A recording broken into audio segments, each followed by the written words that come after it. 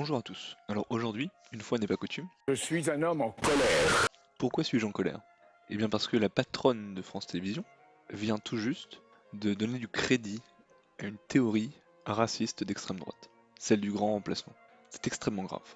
En effet, dans une interview accordée au Monde, elle nous explique qu'il y aurait à peu près 25% de non-blancs en France et qu'ils ne seraient pas assez représentés dans les médias. Le problème étant que ce chiffre de 25% sort de nulle part. En effet, depuis des années, on nous rabâche, à la télévision justement, que le grand remplacement n'est qu'une théorie raciste d'extrême droite.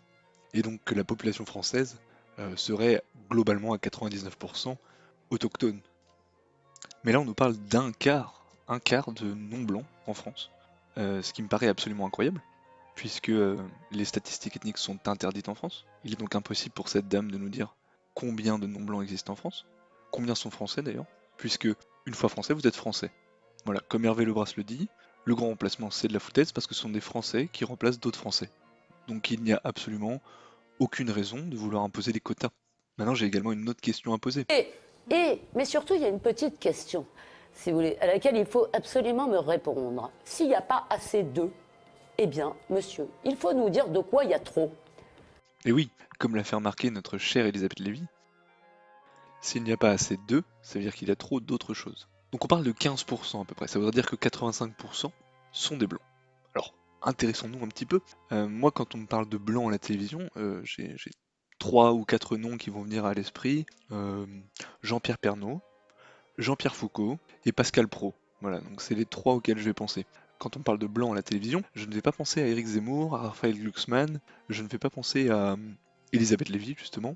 Donc, visiblement, il n'y a pas de surreprésentation gauloise dans les médias. Il y a une autre surreprésentation éventuellement, mais certainement pas une surreprésentation de Gaulois. Donc si la population non européenne est de 25% en France, ce qui n'est pas prouvé puisque, comme je vous l'ai dit, hein, c'est interdit de faire des statistiques ethniques en France, donc la PDG de France Télévisions est bien incapable de prouver ses propos.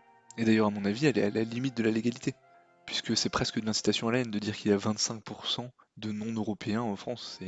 Non seulement c'est pas prouvé, et en plus c'est dangereux, puisque ça réhabilite les théories racistes d'extrême droite. Donc personnellement, je suis outré, bien sûr, comme tout bon républicain, et j'invite mes 5 abonnés à diffuser cette vidéo autant que possible, et également à contacter France Télévisions pour demander des explications sur ces propos tenus, ces propos nauséabonds tenus par leur présidente. Éventuellement, envoyez-leur cette vidéo également. C'est très très grave ce qui a été dit. Vraiment, c'est l'horreur, hein, quasiment le nazisme. Et j'attends bien entendu des excuses publiques de la part de cette dame qui nourrit le séparatisme, puisque dire ce genre de choses, c'est nourrir le séparatisme, ou alors qu'elle nous donne les sources de ces chiffres. Hein. D'où viennent les chiffres qu'elle utilise? Est-ce qu'ils viennent directement de Renaud Camus? Est-ce qu'ils viennent directement de David Duke? Je ne sais pas. Et j'espère qu'elle se rend bien compte de la boîte de Pandore qu'elle vient d'ouvrir. Hein. Parce que dire qu'il y a des gens qui sont surreprésentés dans les médias, après on va pouvoir dire des choses comme il y a des gens qui sont surreprésentés dans les prisons. Et là on est vraiment dans le nazisme pur. Quoi. Donc voilà, donc je suis très en colère. J'invite Madame Delphine Ernotte soit à sourcer ses propos, soit à s'excuser publiquement. Et je vous souhaite une très bonne journée.